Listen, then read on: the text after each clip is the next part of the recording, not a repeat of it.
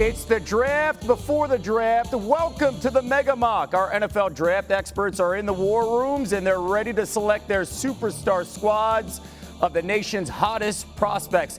This is the first draft and it starts right now. Hello, everyone, and welcome to the first draft. And reminding you, we are live 2 times a week, every Monday as well as Thursday afternoons, live on the NFL on ESPN YouTube channel, ESPN2, and wherever you get your podcasts. I'm Kevin Negandhi. It is the Mega Mock Draft today here. Let's welcome in our NFL draft experts, and let's bring in Matt Miller, Jordan Reid, young Fielding Yates, and the godfather of the NFL draft, that is Mel Kiper Jr. And you know, Mel gave us this little runaround yesterday. I said, hey, Mel, what are you going to wear? He goes, I think I'm going to go in a suit. And how about him just fooling us completely and all of us getting dressed up and Mel going super casual, looking sharp, Mel Kiper Jr. I come out with that Burt Blyleven curveball right off the bat, Kev. So, yeah, I always change it up a little bit. I got some. I'm not going to try to get too cute. I'm not going to have strategies. I'm just going to take good football players. That's what I've done for all these years we've been doing this Mega Mock. That's why the fans love my Mega Mock. That's why I always win the Mega Mock. Hopefully, you guys can catch up today and maybe make it interesting, make it competitive for a change. All right. Just a reminder to everybody watching, scan the QR code on your screen to access the entire First Draft YouTube playlist here. Here's what we're doing today. Specifically, before the draft, it is the draft before the draft in Green Bay. Our draft experts will be selecting their own super teams consisting of players who have declared for this year's NFL draft in Green Bay. They're not picking for other teams. It's their own super team. And here's how we're going to start here. Our drafters will be structuring their squads in 1 quarterback, 1 running back, 2 wide receivers, that could be a wide receiver or tight end, 1 offensive tackle, 1 interior offensive lineman, 2 defensive linemen or linebackers, 2 defensive backs, that can be cornerbacks or safeties. And without further ado, let the first draft Mega Mock begin. And guess who's on the clock? I had nothing to do with this field. It is you, young Fielding Yates. Who you got here in this Mega Mock with the first pick overall? And Kev, just a reminder, Mel did say he's going to be wearing a suit and tie today, so I'm going to meet him halfway. I shed the jacket. It's time for me to make my pick, and there are a couple of ways to approach this. With the number 1 overall pick, do you take just the best player in the draft, who I believe is Travis Hunter, or do you say there's only going to be 4 quarterbacks taken? Is the gap between Cam Ward and every other quarterback in this year's class large enough? And is the 4th quarterback, because if I don't take one now, I might get QB4 low enough on my board that I would not be satisfied? The answer is I'm taking a quarterback here. So Cam Ward, University of Miami, the number 1 pick in the real NFL draft in 2 weeks from today. Welcome to Team Yates. We are undefeated so far this season, and we are showing no signs of losing anytime soon. By the way, Kev, this is the number 6 player on my board is Cam Ward, a guy who I believe is the clear-cut best quarterback in this year's class. Had a remarkable season this past year, 39 passing touchdowns, over 4,300 passing yards. He showed some real magic to him late in games for Miami, had them on the doorstep of the playoffs this past season. And as you can see right here, that throw against Florida, a testament to the kind of innovation that he brings on a snap-in, snap-out basis. Clear-cut QB1, most important position in sports.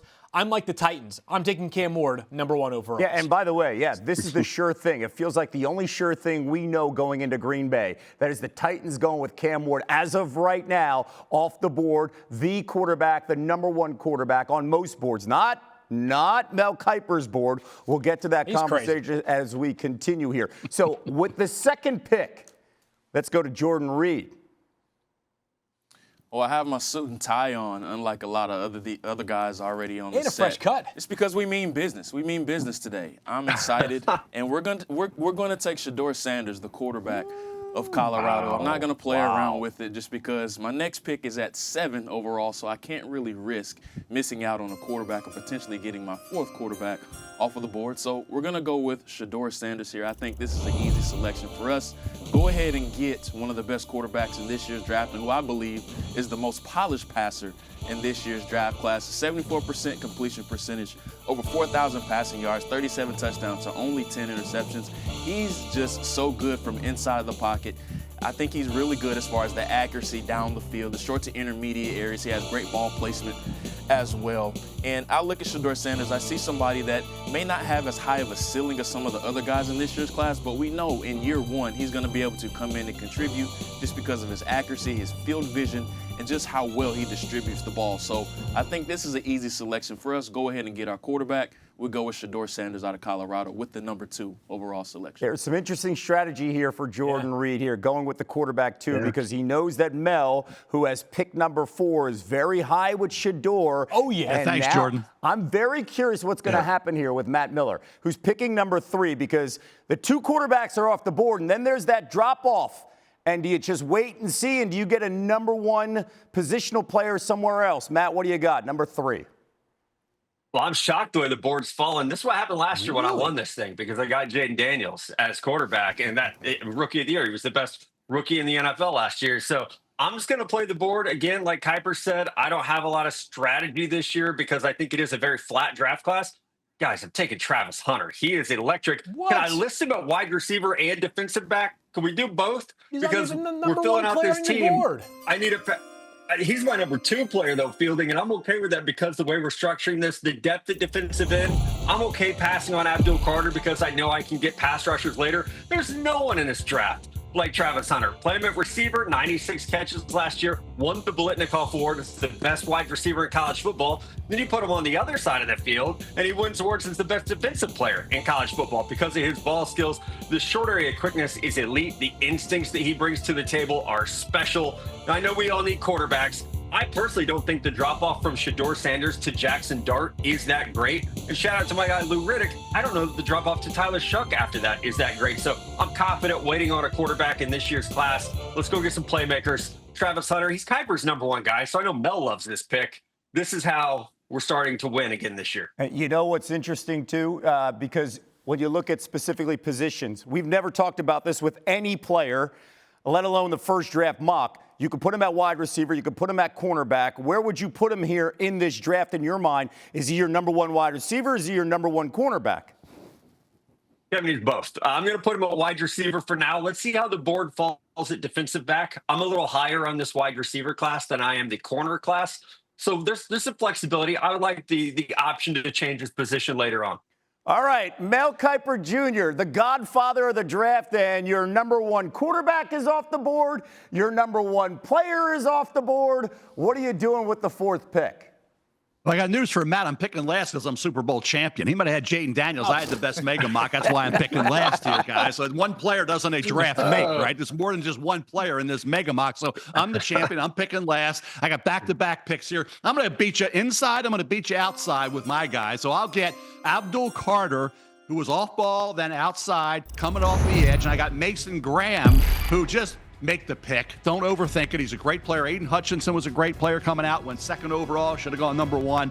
These 2 guys, 3 on the board right now is Mason Graham. 2 on my board is Abdul Carter. So I'm getting the 2nd and 3rd best player. And like I say, up the gut pressure bothers a quarterback. Mason Graham provides that. Consistency week in and week out. Abdul Carter gives you the flash. He's going to get you 12, 15 sacks a year coming off the edge. How you going to block my guys already? I already got you beat. No matter who your quarterback is, whether it's Ward, whether it's Sanders, I'm getting after you with my 2 guys at pick number, 4 and 5. Abdul Carter, Mason Graham, my picks at that spot. So and I'm really happy right guys. now. I think I already won the mega draft with those 2 picks. So good luck catching up. You guys got a lot of ground to cover over the next hour or so. Well, listen, you went with defense. You're the first one that really went with defense because, again, Travis Hunter, as Matt talked about, is going to have him as his wide receiver here specifically. So you go with back-to-back picks on the defensive side. So now we're going through this snake draft. This is round number 2. Mel had the first pick in round number 2. Let's go now to Matt Miller. Where are you going to go? You just got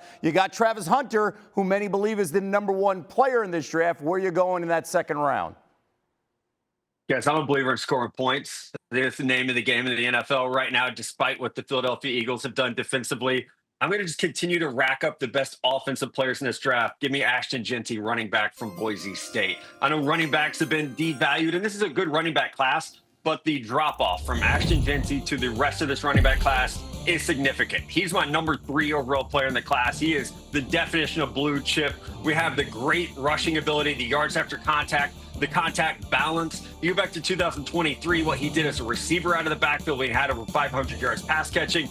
he can really power an offense with his ground game, but I think the receiving element is something that's very underrated. But he's up there with guys like Bijan Robinson, Saquon Barkley, some of the best running backs we've seen come out of college football the last 10 years. So I have Travis Hunter, I have Ashton Genty. I don't know that I need a quarterback at this point, guys, when you have offensive weapons like this. So I'm very happy with how the board's falling. Mel can go to the trenches. You guys can take your quarterbacks. I'm just going to take playmakers. Yeah, one thing that's really unique, too, with this pick is he has the top two guys in the Heisman. A fantastic Heisman race down the stretch with Genty and Hunter. And another thing that really stands out, the running back drop-off here, it really depends on what big board you see, whether it is Matt's, Fields, Kiper's, or Jordan's. Where's Omarion Hampton, and then where's the rest? So it'll be interesting where the next running back goes off the board. So we've got 6 picks in. Jordan Reid at number 7. Who do you have? Yeah, the board has fell exactly how we thought it would, and we feel really good about the spot that we're in right now. We already have our quarterback in Shedeur Sanders, so we're going to continue on the offensive side of the ball. I feel good about the top-end part of this wide receiver class, so I'm going to go with who I have as my top-ranked wide receiver, and that's Teteroa McMillan out of Arizona. The big body outside target, getting somebody like that for Shedeur Sanders who can go up and get the ball, attack the football out of the air, high point the ball. I think he's very underrated as far as what he can do after the catch as well. So Teteroa McMillan, getting our quarterback a wide receiver 1 like him is something that we don't have on the roster already. We still have some more pieces that we want to add, but we want to go ahead and get our big body outside wide receiver 1 for Shedeur Sanders, that down the field target. You can see him just plucking the ball out of the air. Teteroa McMillan has that volleyball background that really shows up in his game as well. He can high point the ball. It's very reminiscent of Drake London when he was coming out of USC. So we go with who I believe is the top-ranked receiver in this year's draft class, and McMillan getting that big body outside guy for Shedeur Sanders. We're feeling really good about what we've put together on the offensive side of the ball so far with our first 2 picks. And what is another fascinating conversation here at wide receiver? A year ago, we saw that wave of 3 wide receivers taken in the first 10 picks here. Not a lot of wide receiver first-round grades out there. Mel Kiper's latest mock, he had 3 wide receivers, if you include Travis Hunter, playing both positions going in the first round. A slew of wide receivers going in the second round, including 6 wideouts in Mel's latest 4.0 mock. So with that in mind, Field, he takes the 1 wide receiver off the board.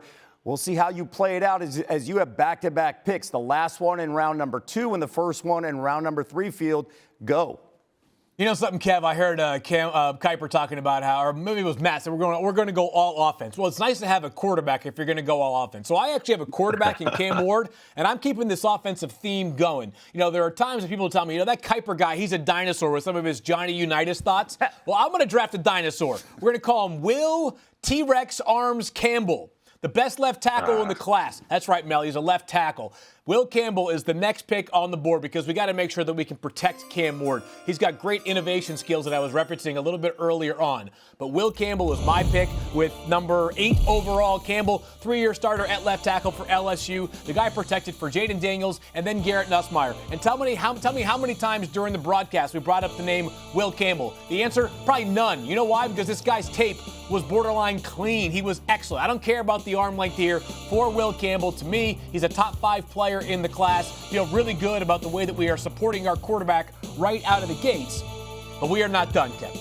We are not done after Will Campbell, who, again, I believe is the best left tackle in this year's draft class, who saw his arms grow by 3/8 of an inch from the combine to the pro day. I want to know what he has taken so I can get from 5'10" to 6 feet by the time the NFL draft begins in 2 weeks. But now, I'm going back to the well, and we're going to have some fun here.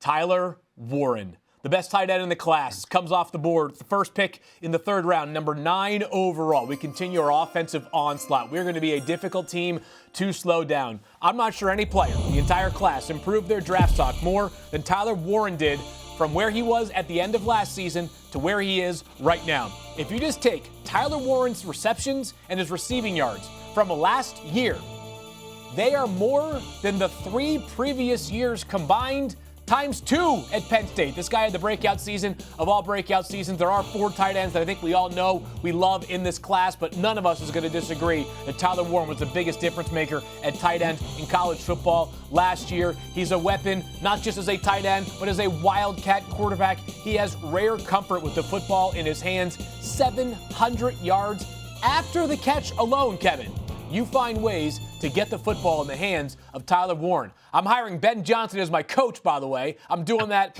I'm doing that offshore because it's not technically allowed in this exercise. But we're getting Ben Johnson as our coach, and good luck slowing us down. I love the idea of the combination of these two guys, especially on the line. And Warren's an impact player from day one. Just plug and play. We saw that with the Raiders a year ago when they went with the tight end out of Georgia in Brock Bowers. All right, so we got Jordan Reid now with that 10th overall pick. You're on the clock, Jordan.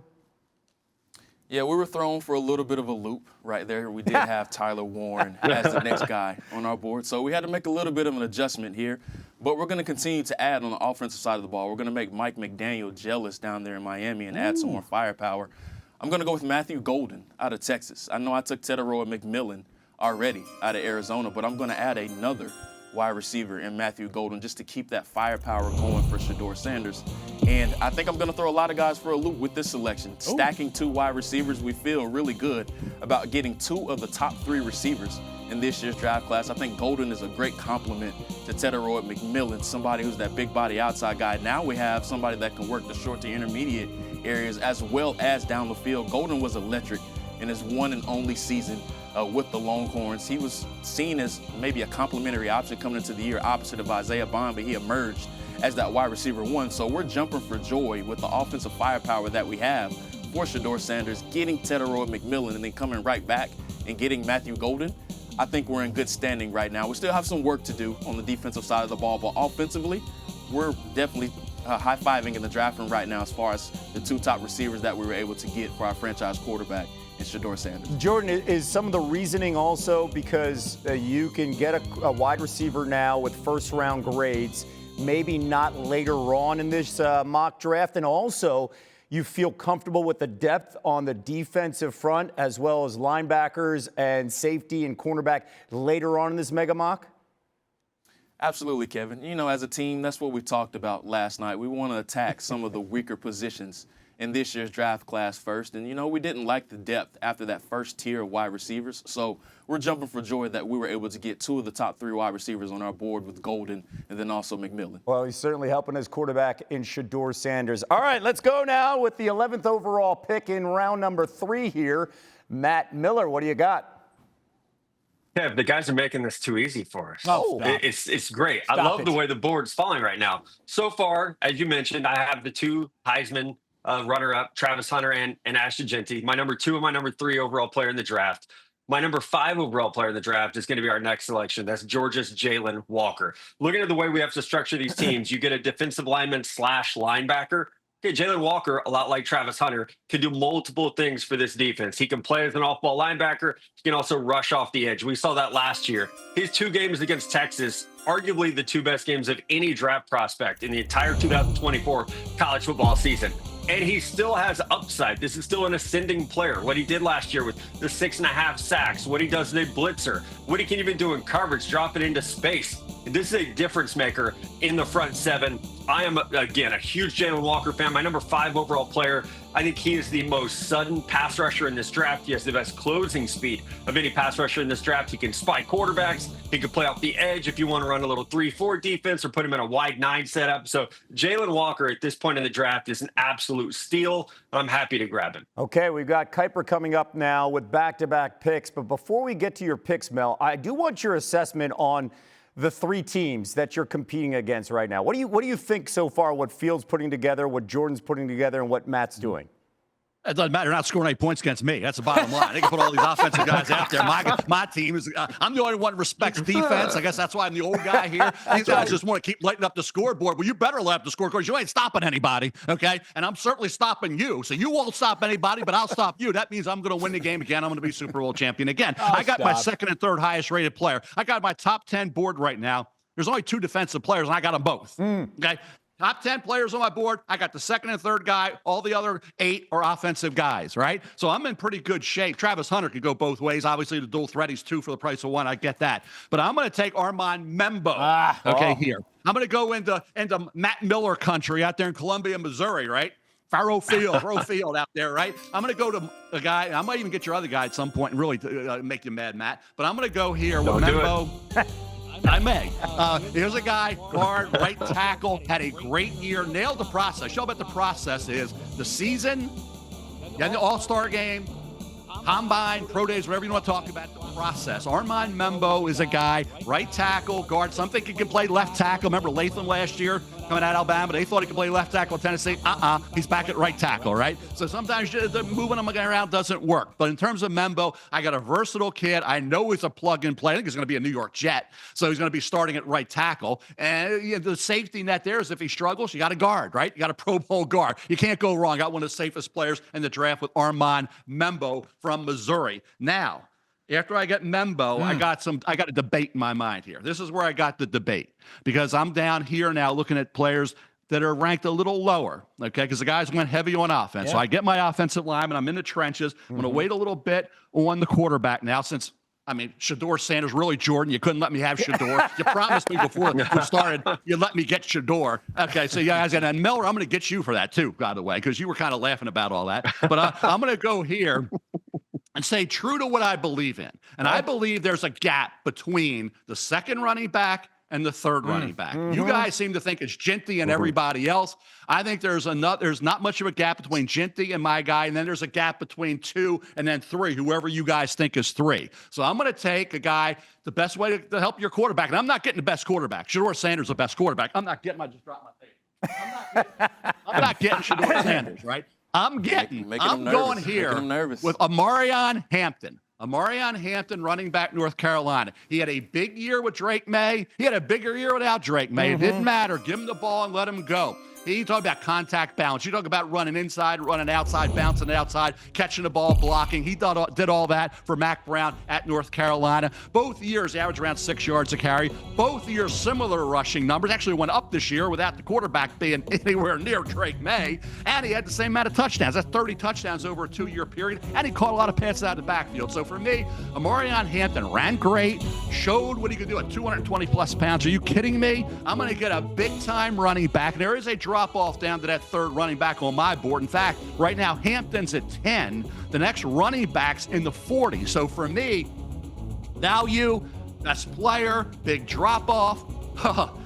Like I said, I got to protect my quarterback because I'm not getting the best quarterback. So I got to protect them. Way to protect your quarterback. Run the football. I got defense. I got offensive line. I got running back. You guys aren't stopping me. You're wasting your time finishing out this mega mock right now. Field, what is most stunning about this is the guy who does not want to take a running back in the first round, and he's talked about this for a decade, is going running back, the second running back off the board. Field, your response to him taking Amarion Hampton there? I'm confused, Kevin. Listen, I guess I'm still new to this game relative to Mel, Matt, and Jordan, but I'm confused. The mixed messaging, that's not what we're looking for. If you're in the draft room, do you want to have a GM and a head coach that are at each other's throats because they can't decide what player they want or what kind of player they want? I can't figure out what Mel's strategy is. Do we like running backs or do we not? Do we think we can find a guy in the 5th round to be the next Aaron Jones or do we not? Apparently we do yesterday and then we don't today. So, Mel, good luck to your team. I'm not sure the chemistry within your locker room is going to be good enough to win at the highest levels. I'm concerned about that. You better have a good coach. Chemistry. They don't care about a philosophy in your locker room that Kiper has. When did you care about Kiper's philosophy? You're beating me up on it for years, and now you're going to tell me since I took one, I'm doing a bad thing. Yes. Or you can. I'm the big defender. I defend quarterbacks that Miller always beats up, and now I'm defending running backs. Everybody's beaten up because that bandwagon's full, and now I got to help protect my running back group. I'm just going by trying to put the best team on the field that I can in this mega mock. This isn't the strategy you would have if you're an NFL GM. I'm trying to win this mega mock, and I'm telling you right now, I got a dominant right tackle, I got a big-time running back, dominant defensive tackle, and dominant edge rusher. I don't know. That's the foundation of your football team. O-line, being able to run it in the trenches and being able to attack, stop the run. Like I said, I made 4 picks, and you guys have no shot at beating my team right now. You know what? Mel's been hanging around. That's a fact. Howie Roseman. Laugh all you want. No. I'm laughing because you've been hanging around on Howie Roseman. You build in the trenches, offense and defensive line, and then now Amarion Hampton is your Saquon Barkley, okay? I totally get it. I'm with you there, Mel. I'm with you. And they're the Super Bowl champs. All right, Matt Miller's next at 14. Matt, who do you have? Well, I'm a little scared because we've got Kiper worked up, which is always fun, but never good for the rest of us. And he mentioned that he might be coming for one of my guys. and I'm not sure which one he's talking about, so I'm a little nervous. So I may be pulling the trigger a little early on my next pick. But after watching Will Campbell come off the board, watching Armand Mimbo come off the board, I'm going to go Kelvin Banks, Nice pick. left tackle, University of Texas. I am a Kelvin Banks defender, as these guys all know. I don't understand the groupthink that is happening outside of our situation here. NFL teams are saying, oh, he's going to go late first round. How is this a late first round player who starts for 3 years at left tackle this past year in the SEC? They also played teams like Michigan and Alabama during his time at Texas. He surrendered 1 sack in each of his past 3 seasons. And I know we look at the Georgia game, they got him on him a little bit. It's not his fault. His quarterback can't move in the pocket. Kelvin Banks is going to help you immediately in the run game. He is underrated as a pass protector. His movement ability is incredibly solid. And I think there's still upside here because he was a true junior coming out in this draft class. So as we see the board start to get wiped out at offensive tackle, I'll take Kelvin Banks to anchor my offensive line. We're talking about a guy who won the Outland Trophy and the Lombardi Award. Keep that in mind, right? And Field, you really like this pick. As soon as Matt mentioned it, you said nice pick. Why? I think Matt's spot on here, Kevin. Like, in this class, it's just different than other years. What are there, 20 blue chip players in this class? No, there's like 6 in the entire class. You got a guy who's a 3-year starter with requisite height, length. He's got an 85-inch wingspan. I don't care about the arms as much as some people do. He has off the charts with his football character. He's growing. He played hurt this past year. And to Matt's point, you go back and watch some of the sacks that he quote-unquote gave up. Those are quarterback sacks. They just are. Jordan was a quarterback back in his college days. He never took sacks of the kind that Quinn Ewers took at times this past season. So I have a hard time, too. I've got Kelvin Banks inside my top 15 prospects. I wouldn't be surprised at all, if he creeps inside the first 12 picks. Okay, that's something to keep an eye on in Green Bay. Jordan Reid right now on the clock. And when we take a look at Jordan Reid's team, let's not forget he's built this team so far. Quarterback, 2 wide receivers. That's basically the opposite of what Mel Kiper Jr. is building in the trenches. So, Jordan, you're on the clock. Where are you going to go? Yeah, I wanted to trade up right there, but we unfortunately weren't able to come to a deal with anybody. We're trying to trade up for Kelvin Banks right there, but we just could not secure any deal with any of these other guys. I think these other guys are just jealous of my team so far, all this firepower that I have right now. But we're going to continue our strategy of attacking some weak points in this year's draft, and I'm going to go to safety. We're going to go with Malachi Starks here of Georgia. May seem a bit of a reach, but we feel good about where we are offensively. Now it's time to work on the defensive side of the ball. Malachi Starks is somebody that I think, in my opinion, is a top 20 draft prospect in this year's draft. Feels like he's gotten a little bit underrated. Now, I know the testing wasn't as good as some people imagined, but if you go back and you turn on his 2023 tape where he primarily was playing free safety, this is somebody that was seen as a blue chip type of prospect coming in. The interception production is there for them. He played primarily nickel corner a season ago just because Georgia has some inexperience at corner. He had to cover up some of the warts that they had on the back end. But I'm still a huge believer in Malachi Starks and his ability as a free safety on the next level. So we're going to go ahead and select him here as our first defensive player. Matt, your thoughts on this pick right now, specifically with the value where it's at?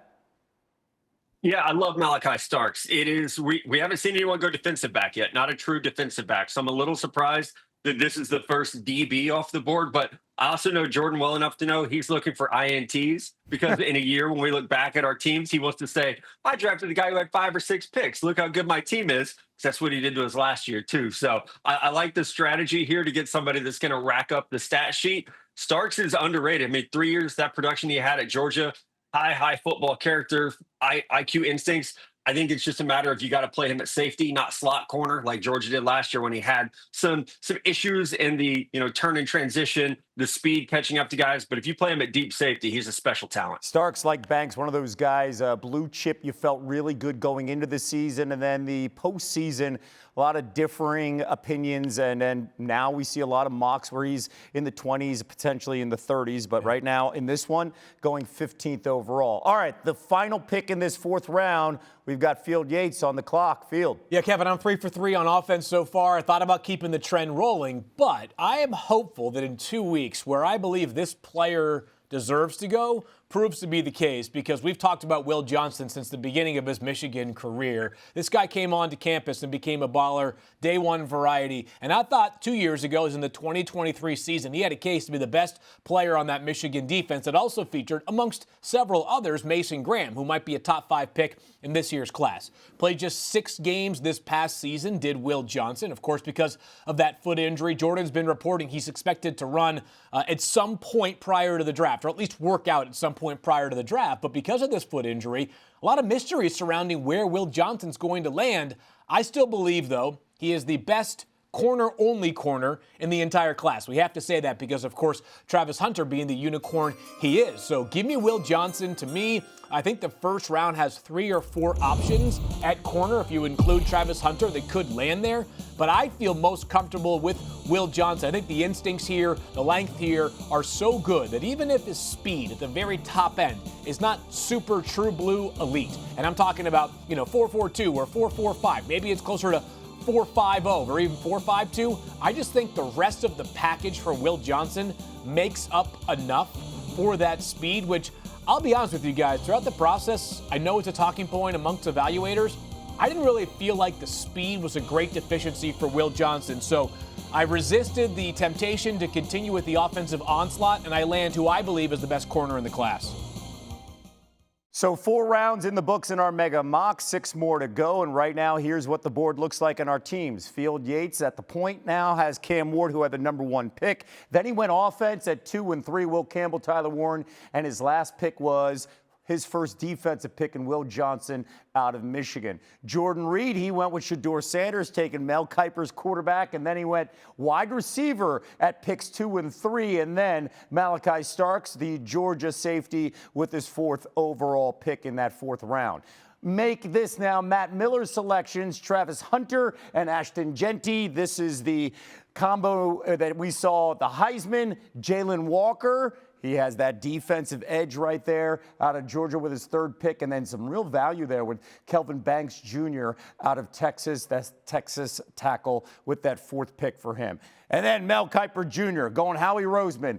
Offense and defensive line, Abdul Carter, Mason Graham, and Armand Membo. And then Mel shocking all of us. He decides to take the 2nd running back on the board. That is Omarion Hampton. Not so much a knock on Hampton. It's just it goes against the grain that what we know about Mel and taking running backs early on. But he takes the standout from North Carolina. So those are the first 4 rounds.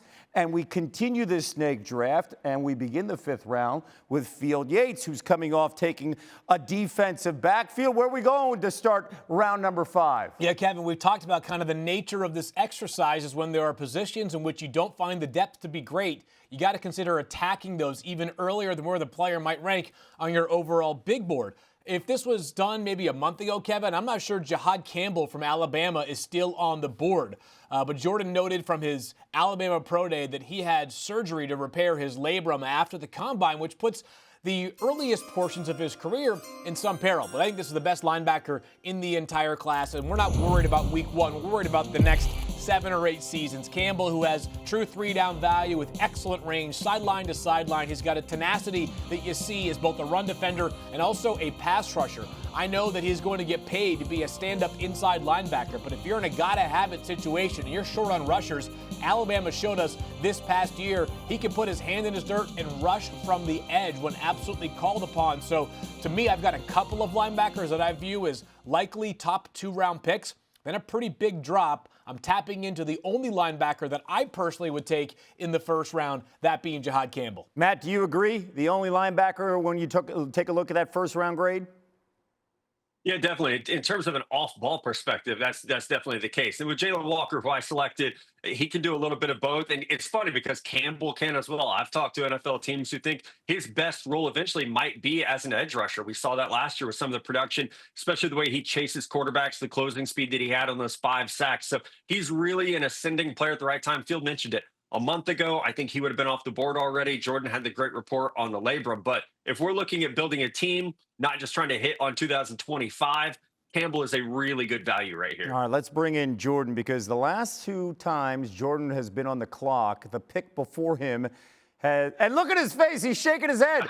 Did you have Campbell on your board next? I mean, this has happened now. Is this the third straight time for you? The guy that you want next is taken?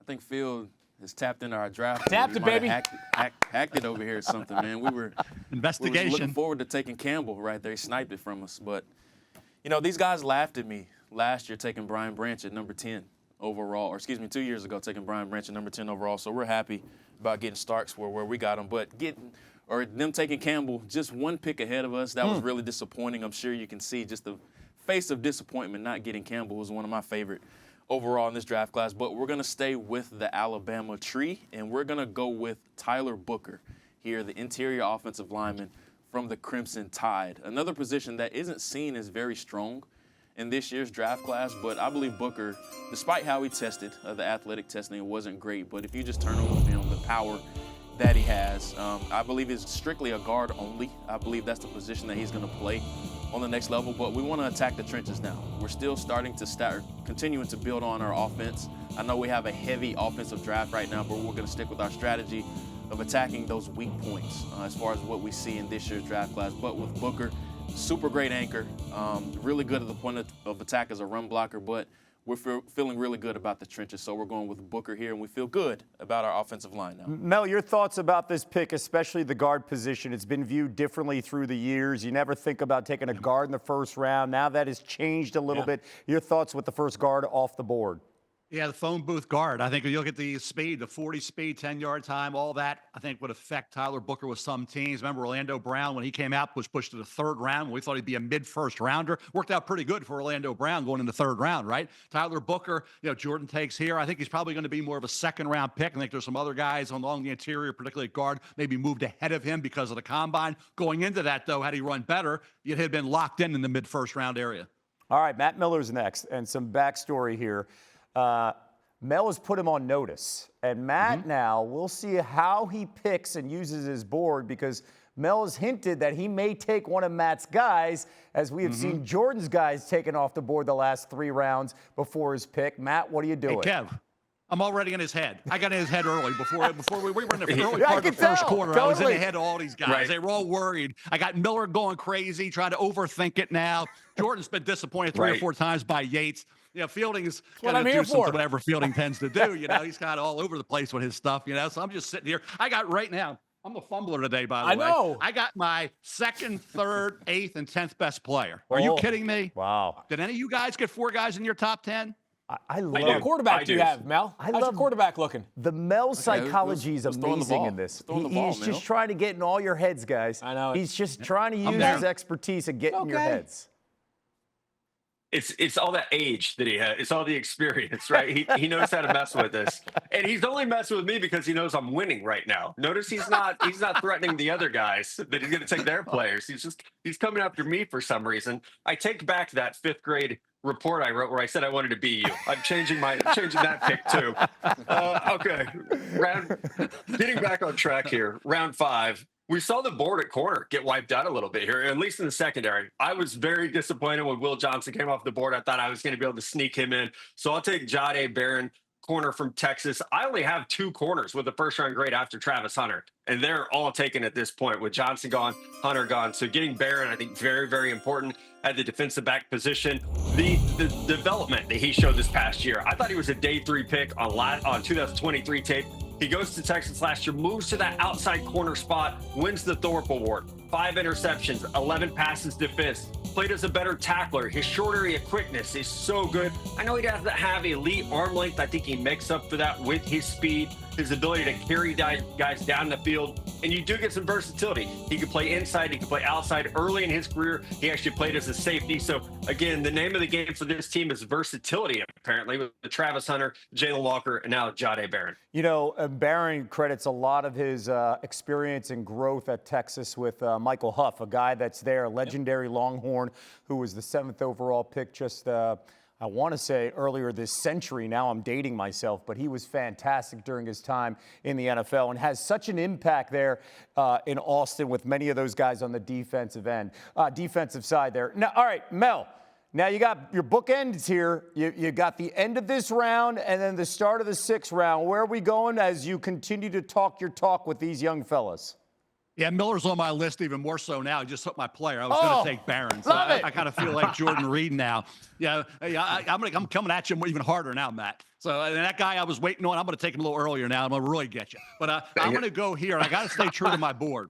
Got to stay true to the board, and I'm going to go Colston Loveland, tight end from Michigan. He had the shoulder. Obviously, you talk about finishing out the process, but when he was on, he's got to get a little stronger, okay? Contested catches go Tyler Warren's way. Loveland will improve in that area with more strength, but the ability to stretch the deep middle, the athletic ability of Colston Loveland as a weapon in that passing game, he will be. I think he'd look really good in an Indianapolis Colts uniform. They had Dallas Clark back in the day. Colston Loveland can be a real threat. I'm sure Jim Harbaugh is hoping that'll be there for the LA Chargers. When they're up, they could certainly use him for Justin Herbert. I think he'll be gone by then. So I'm going to go Colston Loveland with this pick.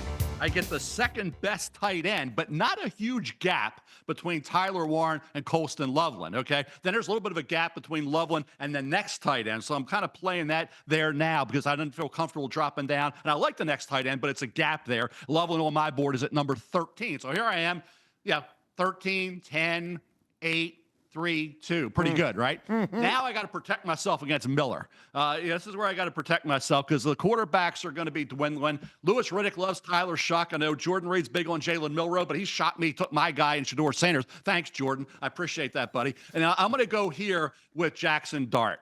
I'm just going to take him. I'm not going to overthink this. Yes, he'll need a little time coming out of the offense, but I think people underrate his skill set. Jackson Dart, to me, arm strength is above average, not just mediocre. He can move. You see that he gains 1,500 rushing yards over the last 3 years. He can beat a defense with his legs. Coming at his offense, I said he needs a little bit of time. So where he goes will be important. Who selects him? Does he go to, say, McVay with the Rams, where he can wait behind Stafford? Where does he end up? The Saints would be a possibility, maybe in the second round if he dropped down that far. If he doesn't go 9 to them, Shedeur goes there. Where does Dart go? Nobody has a clue on that right now, where Jackson Dart goes in this draft. I can just tell you see the legs there, the ability as a runner. Not only shows speed, but the aggressiveness and the athleticism. He's got the kind of size you need. He's not overly impressive from a physical ability standpoint, but he's good enough in all areas. And he's got a tremendous competitive approach. So I'm going to go here with the 16th player on my board, Jackson Dart. He's the third quarterback taken. I wish I could have gotten Shedeur Sanders. If I would have gotten Shedeur, game over. Game over, okay? But with Jackson Dart, you guys still have a fighting chance. You're still a 3-touchdown underdog against me, but at least you got a fighting chance. And by the way, the way this mega mock works now, Matt Miller's the only guy that does not have a quarterback. He could take a quarterback now and sit there 38th overall, right? He could just sit there and just wait the entire time and get value somewhere else. But Matt, you're on the clock right now, but when Loveland's name was mentioned by Mel, I heard a collective groan from you. Was that a pick you were going to go there? Like, what's your reaction to his back-to-back picks? I was ready to go Colston Loveland, and then I was going to flip Travis Hunter to corner for the shock of the draft. I was ready. That was my move. I was ready to pull it off. So Kiper thinks he's coming for my guys. He actually got one there unknowingly. Colston Loveland's my number 1 tight end in the entire draft. Wow. He's a top 7 player for me. Wow. I was ready for the steal of the draft to happen there. Well, wait. Let's go back to that comment. Yeah. Why Loveland over Tyler Warren? How close is this gap, and what's the difference? It's close. They're different players. I prefer Colston Loveland because of his ability to get open on his own, his creativity with his athleticism, his route running ability. I think we forgot because the Michigan offense was not good this year and then he got hurt. We forgot just how great he was when he had J.J. McCarthy. He was the number 1 option in that passing game. I think he fits what the NFL's doing at tight end as well. He could be a Sam Laporta type guy right out of the gates. What I love about this mock is you all know what everybody's going to do because you guys see your big boards, you see your mocks all building up. So Jordan Reid takes Kiper's quarterback, and now Kiper takes your tight end. So, Matt, what are you going to do with this pick? Yeah, we're scrambling a little bit. Not going to lie. This is the first time in the entire mock draft where I've had to stop and think a little bit. I really, truly thought Kiper was going to take one of my Missouri Tigers there. So thank you, Kiper, for not doing that. Looking at my board, though, we've got to build defense. I've only taken 2 guys on defense so far, Jalen Walker, Jahdae Barron. I'm going to go Mike Green. defensive end from Marshall, 17 sacks this past year. I think he has the best natural pass rushing tools of anyone in this class. And I would say up there with Abdul Carter in terms of what he could be at the next level. He's got to get a little bit stronger, but we saw at the Senior Bowl, there's more pop in his game than you would expect. The speed rushing ability, though, is fantastic. If you want to find a guy that can just truly bend to the edge, who has those pass rush instincts, he knows how to put together a pass rush plan. I have become a big believer in Mike Green's game, and having the speed of Mike Green and Jalen Walker as your bookend pass rushers, pretty dang good way to build a football team. Kiper's number 14 prospect. He's 18 on my board, so getting great value here where we're at in this draft. Feeling really good on the edges right there. I want to get an initial reaction here. Field, how do you feel about Mike Green? I got him even higher than Kiper, apparently. My top 200 will drop a week from right now, Kevin. I think there's a real argument about Mike Green as the second best pure pass rusher in the class. I think we all agree it's Abdul Carter at the very top. And then Jalen Walker versus Mike Green is a good conversation. Mike Green, of course, played his last couple of seasons at Marshall. This past year, led the FBS in sacks. He didn't have a ton of exposures against guys who he's going to see at the next level. Against Ohio State, he has this nasty spin move sack. And then against Marshall a week later, against Virginia Tech a week later, who is not a dominant FBS program, but still a team that plays in the ACC, Kevin. He had 9 pressures against Virginia Tech. The plan should have been obvious for the Hokies in that game. If we can slow down number 15 on defense, we should win this game with ease. And yet, they didn't have a great game plan for him because he still got those 9 pressures. So I'm impressed with Mike Green, how refined of a rusher he is. He does not have ideal arm length. It doesn't bother me one bit. Apparently, I don't care about arm length one iota because Will Campbell and Mike Green are 2 of the top 11 or 12 players on my entire board. All right, Jordan, your heart's been broken the last 3 rounds with the pick in front of you. Was Mike Green on your board next, or do you have your guy? So he was one of the players that we were targeting. So we were prepared for this situation if there was a run on defensive linemen in front of us. But the next player that we're going to take is Mykel Williams, the defensive end out of Georgia. Somebody that I was very high on coming into the year. He actually was my top-ranked player of the draft coming into the year. I thought he was going to make that big leap, but it just didn't happen just because of the ankle injury suffered early on in that game against Clemson. But if you turn on the tape of him this past season, you see that he is an NFL-ready run defender right away. And yes, I know the sack production has not been great throughout his career, but he's one of those players that I think is going to go on to be a better NFL player than what he was college player, just because in that Georgia scheme, defensive ends really aren't asked to rush up the field, down in and down out. You see them staying stout, two gapping at the point of attack. But I believe if he's able to pin his ears back and show off those tools that he has on a consistent basis, I think he is going to be a really good NFL player. So we're feeling really good about getting Mykel Williams at this spot. Williams and Walker, that pedigree that we've seen through the years with Georgia and that defensive front under Kirby Smart. Field Yates now, we've got back-to-back picks here. What are we doing? All right, so if there's a way from our control room to somehow take Matt Miller's camera and just wipe it out for about 30 seconds, because I don't want to break this man's heart on national internet TV I know here. What's coming. Oh, But man. me, right Come now, on, Field. Come still on. looking for a wide receiver for my roster. Welcome to the squad, Luther Burden III, who a year ago at this time might have been one of the first 10 picks in the entire class after an incredible 2023 season.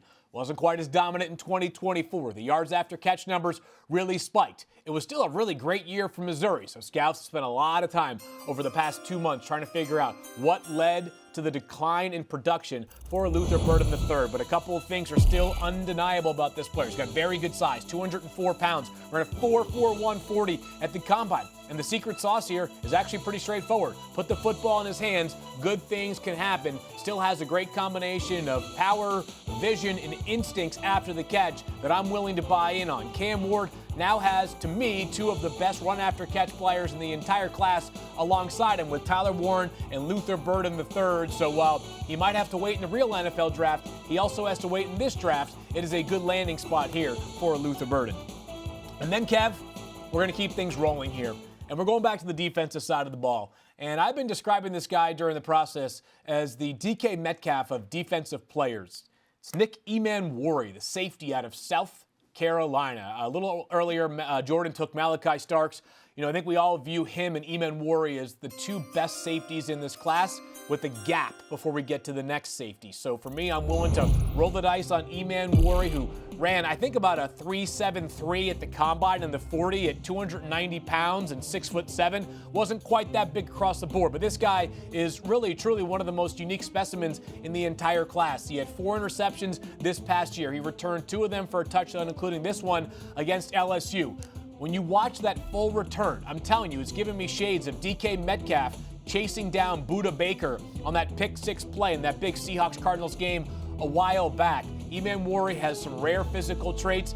I'm not as sold that Eman Wari has sort of the hip fluidity that he's going to always lock down guys when playing in space or covering receiver to the top of routes, but he's got too many raw, proactive athletic skills for me to feel like he should fall much lower than the back end of round 1. In this draft, he goes 25th overall. I feel like this pick, Field, not so much, listen, you love Eman Wari, but this pick was made because you had a feeling that Mel Kiper was going to take him with his next pick. Because Mel has been very high on this South Carolina safety. Mel, your thoughts on Eman Wari here?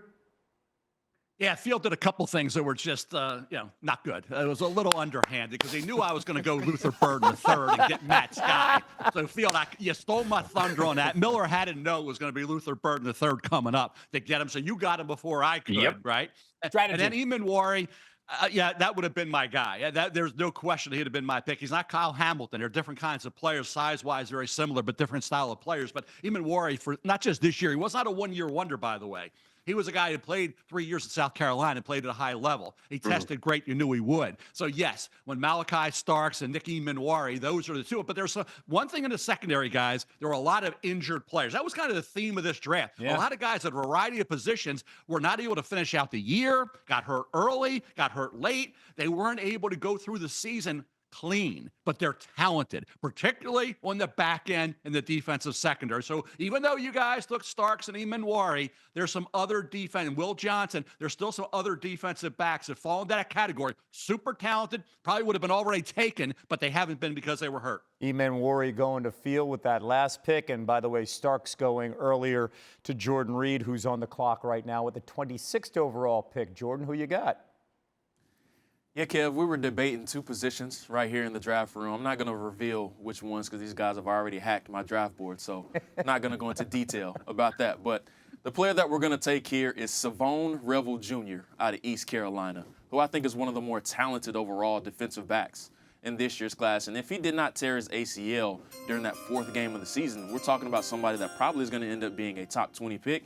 And there's no doubt in my mind he would have been one of the biggest stories coming out of the combine. I believe he would have ran probably sub 4.4. He would have jumped over 40 inches in the vertical, and he could have exceeded 11 feet in the broad jump as well. But you turn on the tape of him last season, had 2 interceptions, 2 pick sixes. He was on his way to be a mid-first-round pick. He can play zone. He can play off-man coverage. He can play press man. But you talk about the length that he has at about 6'3", 215 pounds. So Savone Revel is definitely somebody that I'm really interested in this year's draft class, and we're definitely excited to get him at this spot. And, when you look at specifically your draft board, and guys, that is now 2 cornerback safeties taken off the board. So now you can now concentrate on something else, another position here coming up that could be running back, offensive tackle, potentially defensive line, linebacker, because you've gotten multiple picks at wide receiver, tight end, and of course, we talked about the cornerbacks and safeties. All right, we've got Matt Miller up next. Matt, who you got? Well, Kev, I'm still mourning the fact that Luther Burden went. That was going to be my next pick. I was going to get it in before Kiper, so I can't believe Field did that to me. I'm actually we go way back. I can't believe a guy would do that to me, but it's okay. All's fair. It's okay. All's fair. So right now I'm looking. Kiper and I are the only guys who don't have their wide receiver boards filled out. So I have to beat Mel. I think there's one more wide receiver with a 1st-round grade in this draft. That's Emeka Egbuka from Ohio State. I've got to beat Kiper to the punch here. And Egbuka, I think, maybe the best route runner in this entire draft class. So I've got the speed and the playmaking ability of Travis Hunter. Now I have, to steal Mel's words, the professional wide receiver. Emeka Egbuka. Great slant route runner. He has better deep speed than has been advertised. He's tough as nails, a great run blocker when you get him out, stock blocking, gives you some yards after the catch, a great punt returner as well. I think overshadowed during his time at Ohio State, but when they needed big plays, when they needed clutch catches, he was oftentimes the guy. So having him working the underneath with Travis Hunter working on the outside deep down the field, I know I don't have a quarterback yet. I don't know that it matters when you have playmakers like Ashton Jeanty, Travis Hunter, and Emeka Egbuka. Well, you're going to get value, of course, coming up later in this draft because you're the only one that has to take a quarterback. Excuse me. So there's no pressure on you on when you take that quarterback. But let's get Mel's response here to the idea that now you're looking for a wide receiver, and it doesn't feel like there's another wide receiver with a first-round grade. Yeah, young Fielding really got Matt and he got me big time with the Luther Burden because had you let Luther Burden go, then we would have had Emeka Egbuka. And Matt would have taken Luther Burden. I'd have gotten Emeka Egbuka. So Matt didn't get his guy. I didn't get my guy. Thanks a lot, Field. Great job, pal. Again, I aim to please. Things aren't going to fall perfectly. But, hey, when they don't fall perfectly, you got to just adjust. You can't whine. You can't cry about it, right? You got to have an alternative plan, right? All right, so I got plenty of guys still available at position. I'm going to go in the trenches for Gray Zabel. Gray Zabel at North Dakota State can play anywhere. He did it at North Dakota State. He did it at the Senior Bowl when he moved inside the center. He can play anywhere along that line. Armand Membu already took out of Missouri. Can play guard, right tackle, and probably athletic ability to play left tackle. Gray Zabel to me, that's safe picks. You can go anywhere with this guy. He is not going to be. You talk about guys that can play anywhere. The ultimate swingman in the NFL is Gray Zabel. I think he's going to be a Pro Bowl guard. Could be at center as well. You need him at tackle. He can go out there and he can hold his own over a 3-4 game stretch if your left tackle, right tackle are hurt. So I already have a situation on my line. I got Membo and I got Zabel. I mean, are you kidding me? Gray Zabel was at 17 on my big board coming out of North Dakota State. He went down there with the big boys. First, he showed loyalty to the program when he could have gone and played anywhere. Big Ten SEC. Didn't do that. Then he goes down to Senior Bowl, says, hey, I could have played there and beat you guys up pretty good because he did it at the Senior Bowl practice. So I'm going to go Gray Zabel. Thrilled to get him this far down. Donovan Jackson's another one. Would have been in pretty good shape with Donovan Jackson, who I thought was the MVP of Ohio State when he kicked out the left tackle. But for now, I'll go Gray Zabel. I got to get a corner. I got to get a corner. Egbuka would have been my pick. Can you imagine Zabel and Egbuka? But again, didn't do it. But I'm going to go get Maxwell Hairston here. I got to get a corner. I got a guy who can fly to the football, recover, make up ground. He was an interception waiting to happen 2 years ago, then banged up this year. Maxwell Hairston, cornerback out of Kentucky. Kentucky has now, with Stoops, been able to produce NFL players. Okay, look at Phillips last year. Look at the anticipation, the awareness, and this guy has confidence. You got to have it at corner. If you get beat, you got to forget about it. You like the shortstop makes an error, he doesn't make 3, right? Because he forgets about it, right? You're going to have a hiccup in coverage. It doesn't bother this guy. He has the mindset of an NFL corner. He's got the ball skills. He's a big play guy, and he loves the game. And he plays the game with a lot of passion. So to be able to get I let it play out. And Barron going. Who got Barron? Somebody got Barron earlier. Miller got Barron. That was a pick that hurt me. Miller hurt me. He was trying to get back at me. You did there with the Barron pick. But I had to make up for that. And now I get Hairston from Kentucky. I feel pretty good now about my back-end ability to cover, which doesn't have to be covering long because I got guys, quarterback ain't going to have a lot of time with Mason Graham and Abdul Carter. But now I got a guy, even if he's beaten, can catch up. So you guys are going to have 16 or fewer points when you play me. Wait. Field, I need to get your reaction because all three of these other guys, okay? All three of these other guys have complained about you the most about ruining their draft. Yeah, you know what it is? I'm Howie Roseman. I'm sitting here. I'm Howie Roseman. You guys are all sitting there talking about your nice picks. I just take value picks, and I ruin everybody else's draft night. Oh, wow, Nolan Smith is sitting there at 31, Jalen Carter at number 9. How could that ever happen? Oh, they're both sacking Patrick Mahomes in the Super Bowl? Nice to be us, the champions. Welcome to I've even got my Eagles Kelly Green on right now, Kevin. Hey, don't forget Cooper DeJean in the second round. Cooper DeJean, that's what I'm doing. Right. Must be nice. You guys can pick the GM that you represent, but right now, for just one day and one day only, I am Howie Roseman. On top of the fact that I am absolutely crushing it in this draft, Kevin. Yep. My alma mater, just 3 nights ago, won the men's national championship in college basketball. Life is good right now as a former Florida Gator and now the Eagles executive. Oh, okay. And by the way, he's speaking as Howie Roseman because Howie Roseman is the one that went to Florida. I was trying to piece that all through. I was like, wait a second. Oh, no, I'm Howie. I love it. I love it. You're a Hall of Famer on this show and this broadcast so far. Next to, of course, the Godfather, Mel Kiper Jr. and Matt Miller and Jordan Reid. Sorry, all right, guys. Matt. What are you going to do here? Because interior offensive line, it looks like you may have had Zabel on your board. What are you going to do? Because there's some holes here you got to plug. I had Zabel on my board. That's okay because interior offensive line is deep. And Kev, one thing that I'm doing that I don't think my castmates here are doing is looking at positions that I still need to fill where they have already checked off all the boxes. Yeah. I still need a corner. No one else does. So guess what I get to do? Wait on corner. I get to wait on quarterback. And here I get to jump the guys at a position where the board is about to be wiped out. That is interior offensive line. So I'm going to take Donovan Jackson. Mel just mentioned, I think he was the MVP for Ohio State last season. Started the year at left guard. Josh Simmons goes down in the Oregon game. Donovan Jackson slides out to that spot and has a great run through the college football playoffs against teams like Tennessee, Texas. And he dominated at the left tackle position, helps you immediately in the run game, a super high football IQ. I think he is a guard at the next level. He's my number 2 guard prospect in this draft behind Grace Abel, but he is a fantastic plug-and-play guy who can immediately help the left side of the run game. Let's remember, I have Ashton Jeanty at running back, and now I have Kelvin Banks and Donovan Jackson, who I would say are the 2 best run blockers at their respective positions in the entire draft class, opening holes for him. So he will be relying specifically on that ground attack as he waits to take a quarterback later in this draft. All right, we are 30 picks in, and Jordan, you have something you can do here specifically. If you look at the board, you need a running back. Field Yates has the next 2 picks after you. Field Yates needs a running back. Don't do it, Jordan. What are we going to do with this selection right now? Yeah, Kev, that's something that we discussed. You have the best GMs in the NFL always look at the teams that are behind them and specifically who could jump them for these players. Of course, there's no trades, so we're feeling good. Field has already taken some players earlier in the draft that we were targeting, so with both of us needing running backs, I think we're going to take a running back here, and we're going to go with Travion Henderson of Ohio State, a player that we're really excited to add to our team, who I think is one of the better running backs in this year's class. And depending on which scout you talk to, there's some people that believe he's the second best running back behind Ashton Jeanty. Yes, ahead of Amari Hampton of North Carolina. And then when I look at Henderson, he's one of the more versatile running backs in this year's draft class. By far the best pass protecting running back in this year's draft class.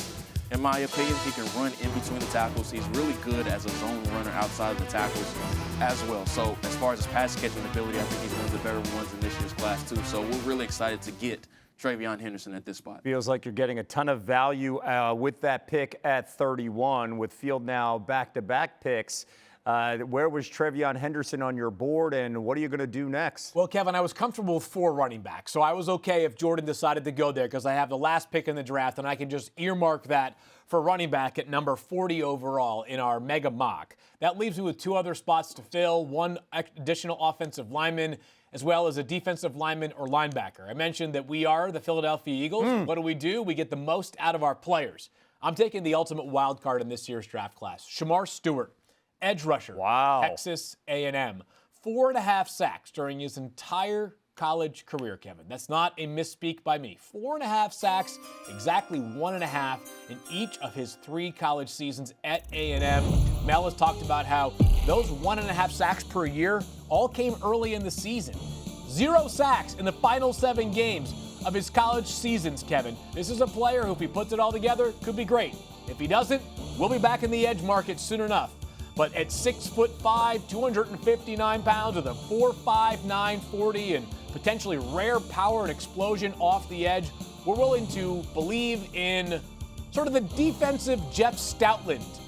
I'm not sure that would be on the Philadelphia Eagles staff, but we're rolling with it. So give me Shamar Stewart and the upside here because he is a tantalizing prospect who I really believe when we get to April 24th could, and I say could, go in the first 10 picks of the NFL draft. So we get our edge rusher. We have just an offensive lineman, another running back to fill our roster out here, Kevin. And this year's class of offensive linemen, I think we're going to be talking about a lot of them as potentially playing a different spot than where they found their home in their most recent college season.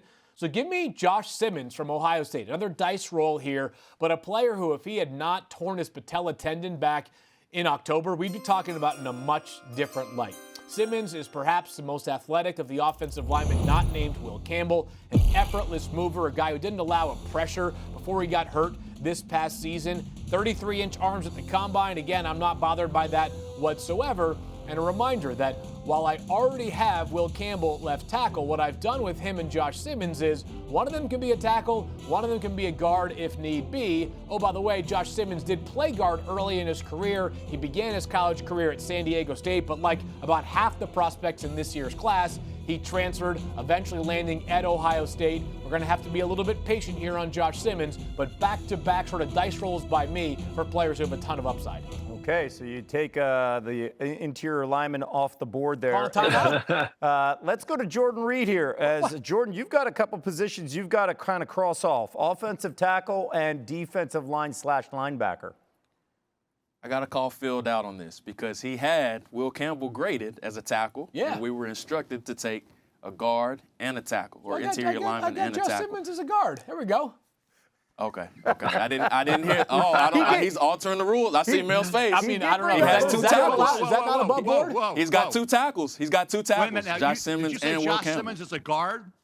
I thought you played guard at San Diego State. This is the beauty of our Right tackle. Guard. Played right I tackle. mean, if I need to redo the pick, I can redo the pick. But you know, I listen. think that's breaking the rule. Well, I think he's viewing this as. We got to get a I'm just a going to ruling say. on that. Kevin Negandhi's the ultimate judge here. All right, fine. If listen, he said he's listen. Jeff Stoutland, You know, he's no. considering like the That's Mekhi why I called Becton a timeout. move. He's You know what? considering Fine, Mekhi fine. Becton moving from tackle to guard. Kevin, we want, they Right. say that blowouts don't get good ratings on TV. So in the interest of making this not a blowout, I'll pivot my pick.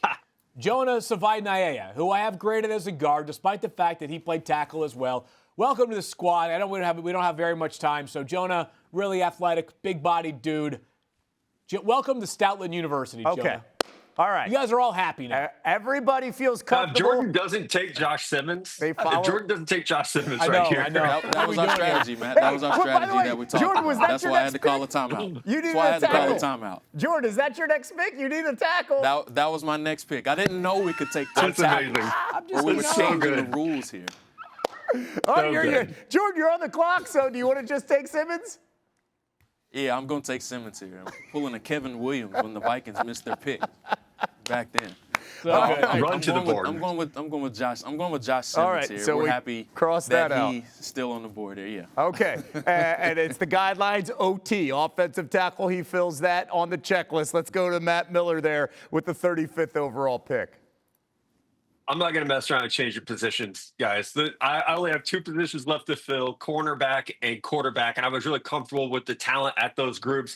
I'm going to take Trey Amos, corner from Ole Miss. Bounced around a little bit. College was at Louisiana, then Alabama. Really turned it on this past year at Ole Miss. He's a physical press corner, can live at the line of scrimmage. We saw that at the Senior Bowl where he had a fantastic week. He's prototypical for playing up at the line of scrimmage with that length, with the power that he has in his game. He's a playmaker. Getting the chance to see him in person this past year, I was blown away by his movement skills, what he has in terms of his hips, being able to open, close, transition. So I'm very happy with the defensive backfield of Jahdae Barron and Trey Amos. And again, still have Travis Hunter, who could maybe moonlight a little bit at corner here. By the way, Kiper needs a cornerback safety here with this next pick, or potentially he also needs a wide receiver tight end. I imagine he's going to take the wide receiver last. But Kiper, you've got back-to-back picks. Go ahead, Mel.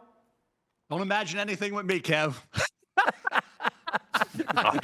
Don't ever do that. I'm taking Elijah Aroro. Heck with it. I'm not reaching for a wide receiver. Emeka Ibuka was taken. That kind of screwed me over a little bit. Bottom line is I'm going here with Elijah Aroro, who you can make a strong argument was as improved and was as dynamic as any of the other guys at that position, and it was a key entity for Cam Ward. This guy, Louis Riddick, raved about during those games for good reason. He is a major league talent. This whole notion that these guys are tight ends, they're not. They're just weapons. I got weapons with Colston Lovell. I got a weapon with Elijah Aroro.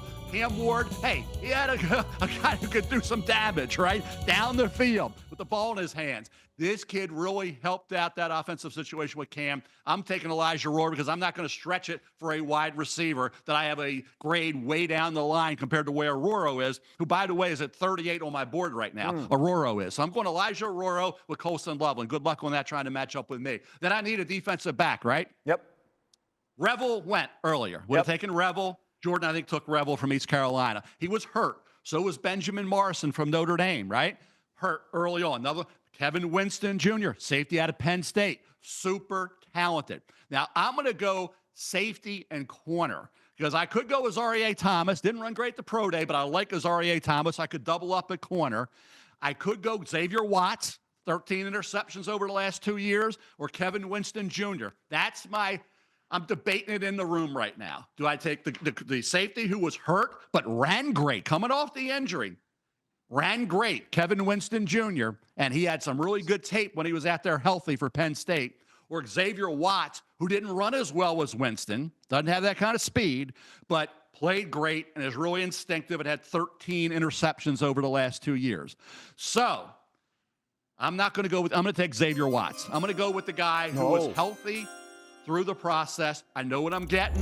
Winston's coming back from it, ran great, but Watts was a playmaker, and I'm a big Fighting Irish fan, okay? Polish Catholic kid here in Baltimore, right? I love the Irish, right? Love Notre Dame. And I love this kid. The passion for the game, I said Maxwell Harrison has, right? Passion for the game. So does Xavier Watts. And when you can intercept and be around the ball and have the ball skills he has and the anticipation, the awareness that he has from that safety spot, and be an aggressive kid who will tackle and will hit you and will be multidimensional on the back end as well. And I love this kid on my football team. I got to get a Notre Dame player. I got to. If I got a shot to get a Notre Dame player, especially a team that lost to Northern Illinois and still played for the national title, okay, and gave the loaded Buckeyes a heck of a football game, scared the daylights out of some of those Buckeye grads and some of those Buckeye fans, right, when he made that comeback and everybody wanted to see their pants saying, whoa, is this going to be, what's happening? Ohio State's going to lose this game. I'm going to Xavier Watts to round out my defense that is going to be unstoppable. You are not going to be able to score points. This defense will stop you. They will harass you. They will destroy you. This is the 85 Bears. It's the 2000 Ravens. This is going to be one of the best defenses in NFL history that I'm putting together right now. I put together. And I'll score points too. But I don't need to score a lot of points with this rock rib defense. Well, you don't have wide receivers to throw to, so I cannot wait to see how that plays out. All right, Xavier Watts, a phenomenal glue guy. You bring him in, and he's fantastic in the locker room. Matt, it's time to pick a quarterback here. You're the last one. Is it the obvious 25-year-old? It is the obvious 25-year-old, the same age as Field Yates. I think they were in kindergarten together. Tyler Shuck is going to be my pick from the quarterback factory, University of Louisville. We've got Johnny Unitas. We've got Lamar Jackson. Now we have Tyler Shuck. And I cannot believe I just put him in the same sentence as those two players, guys. But listen, I love Tyler Shuck's field vision, the arm talent, the mobility that he brings to the table. He's a little bit older because of the 3 season-ending injuries at Texas Tech. But I can remember watching him in the Oregon spring game after Justin Herbert went to the NFL and thinking, I have to keep tabs on this guy. I did not know it would be 7 years later before we would be talking about Tyler Shuck as a draft prospect, but I'm a huge fan of what he brings to the table. I don't think the gap between he and a Jackson Dart or Shedeur Sanders is that big, especially in year one. Shuck's going to get on the field right away. Depending on who you talk to, we could see Tyler Shuck, his name called on day one in Green Bay if a team decides to maybe trade in and that 30th or 31st or 32nd pick to get that 5th-year option. All right, Jordan Reid, his final pick here in the 10th round. Yeah, this was a heated debate for us in the draft room. We have to take a defensive lineman or a linebacker here, but defensive line is very loaded in this year's class. I could go Kenneth Grant. I could go Derek Harmon. But the one player we all agreed on in the draft room, this guy is going to be labeled boom or bust a lot, very polarizing. But I'm going to go with Walter Nolan of Ole Miss, somebody that is a big wrecking ball in the middle, about 6'4", right at 300 pounds. I thought he was very impressive at his pro day. I was at this Wake Forest game. He's one of the most impressive players up close that I saw this season, and the name of the game is how quickly you can get to the quarterback. We know he's going to be able to be a significantly really good pass rusher from day one. That is the name of his game. Still needs to get better as far as a run defender, but that is something that I can teach him on the next level. But if you look at the Philadelphia Eagles and some of these other teams around the NFL, they just come at you in waves with these pass rushers. Walter Nolan is that type of situational pass rusher that I think can have a huge effect early on. And I believe he's one of the better players as far as a defensive lineman in this year's class. He's my number 12 overall player on my big board. So we're ecstatic to get him at this point in the draft. Nolan's one of those guys like Shamar Stewart and Jackson Dart, where literally you see certain boards, he can go, top 15, also can go in the 30s. You literally have no idea. It just depends on which team falls in love with him, finds that value. You mentioned the Eagles. They pick 32nd overall. Field Yates, you need a running back. It's the final pick of this mega mock draft. Yeah, not a lot of drama here, Kevin. A lot of Ohio State representation so far, so let's keep things rolling. I tried to grab Josh Simmons a few moments ago. Didn't quite work out in my favor. Technicality, but I'm not concerned about it. So let's go back to the Ohio State backfield and go to Quinshon Judkins, who was the Thunder to TreVeyon Henderson's Lightning last season. This guy had a great year for Ohio State, though. He was their gotta-have-it situation running back. This is the guy that 3rd and 1, you're handing the football off to Quinshon Judkins. Now, last year, we didn't necessarily see as much pass-catching upside from Quinshon Judkins as we might have expected after what he did at Ole Miss. The reason why? They didn't need him to.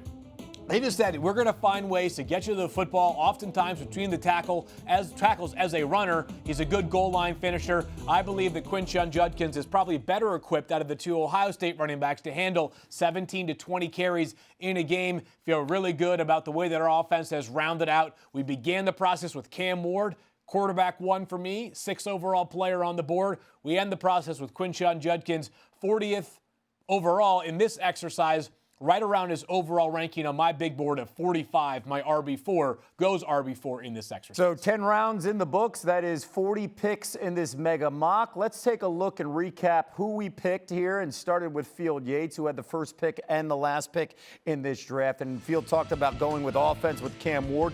Field, you want to break down one thing that you like about your team? Yeah, good luck stopping us. Mel's talking about how he might be the 2000 Baltimore Ravens. I'm going to make his defense looked like the 2024 Jacksonville Jaguars with Cam Ward and Tyler Warren and Luther Burden III as the foundation of our passing game. But you're not going to have a chance to even breathe on Cam Ward with the incredible Will Campbell protecting his blind side, big Jonah Savaiinaea, and our defense is going to round into form. We got to get healthy, that's for sure. That being said, we'll be healthy in the 4th quarter of games when we're up by 28 points. Okay, Jordan, let's get into your team here specifically and what stands out, because you surprised a lot of us the way you started, taking Shedeur Sanders, taking Mel Kiper's quarterback. How do you feel about your roster? Oh, I mean, it's a no-brainer, Kev, as far as who has the best team in this year's mega mock draft. We get a top quarterback with Shedeur Sanders, and we get him 2 dynamic weapons right off the bat with Teddy McMillan and Matthew Golden. So we know we're going to be able to score points. Then we have Tyler Booker, who's a brick wall, and then also Josh Simmons as well. So we have protection for Shedeur Sanders. It doesn't matter to me that he's not very mobile or anything like that, just because we have a brick wall in front of him. And then we have a great mixture of run defenders and then also pass rushers with Michael Williams and then also Walter Nolan. Then on the back end, we have guys that can get the football back to our offense with Savon Revel Jr. and then also Malachi Starks. So we're feeling really good about this year's mega mock draft and how our board turned out. Jordan, you have a team that can score some points. Cannot wait to see how that plays out. Let's go to Matt Miller's team, a.k.a. the Heisman team. Your first 2 picks were in New York, 1 and 2 in the Heisman race. Let's take a look at your roster. You have the Heisman team, also the winning team is what I like to call them. Look at this roster, guys. Travis Hunter and Ashton Jeanty on the same team. I have 6 players drafted here that are ranked in my top 11 prospects overall. Wow. I don't think anybody else can lay claim to that accumulation of talent. We have top players at most position groups, plus the upside of guys like Mike Green, Trey Amos, and a quarterback in Tyler Shuck who can come in and play right away. No, the quarterback position's not as flashy as Cam Ward or Shedeur Sanders. It's just productive. There's tons of versatility here with Hunter, Walker, and Barron as well, and maybe the most NFL-ready wide receiver of the entire draft in Emeka Egbuka. If you're looking for a wide receiver, you won't find it on Mel Kiper's team. Let's take a look at Kiper's roster featuring tight ends. He's going all old school, right? Let's go offense and defense in front. Let's go Belichick with the 2 tight ends. Mel, your thoughts on the roster? Yeah, the old stunt by Yates kind of hurt me with the wide receiver Like Ibuka, that. because he takes Luther Burden III. I was guaranteed I was getting Ibuka until he pulled that Kiper stunt, and that the Mel Kiper Jr. guy got me. But in terms of my team, I got 9 of my 10. 9 of my 10, guys, and go check your boards. 9 of my 10 were inside of 32. That's 9 of my 10 had first-round grades for me. Only one did was Xavier Watson. He's at 45. Okay, tell me where your lowest guy was. Mine was at 45 in Watson. I had 9 guys inside of 32 and 3 in my top 10. Then you go down off the top 10, and you got Loveland is at 13. Zabel's at 17. Are you kidding me? Dart's at 16. I mean, again, I got ballers too. I got guys that have great attitude, they're versatile, and they produce, and they're just great kids. That's what I got, a great group of guys in that locker room that are winners. And like I said, I built it from the inside out on defense, did the same thing on the offensive side. Great weapons. I didn't have to reach for a wide receiver. I got Aurora, okay? And I got Loveland. I got a great running back, and I got a quarterback that I think has a skill set that you can win with. So, no, you guys have no shot. You got no shot against a team with 9 first-round draft choices and Xavier Watts with 13 interceptions the last 2 years on the back end at safety for me, helping out Harrison when the quarterback's going to be running for his life with Carter and Graham getting after him. Hey, this is...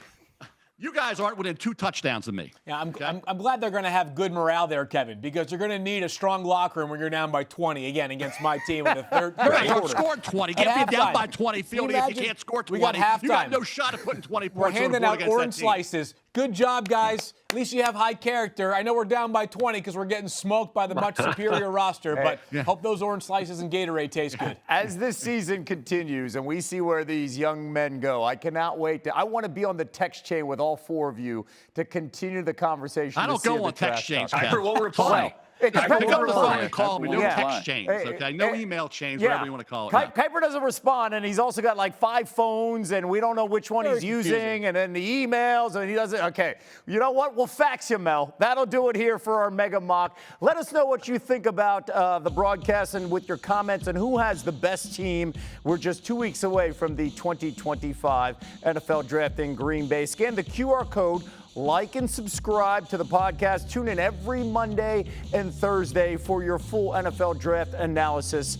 For all of this behind me, that is Field Yates, Jordan Reid, Matt Miller, and Mel Kiper Jr. I'm Kevin Negandhi. So long, and we will see you in Green Bay.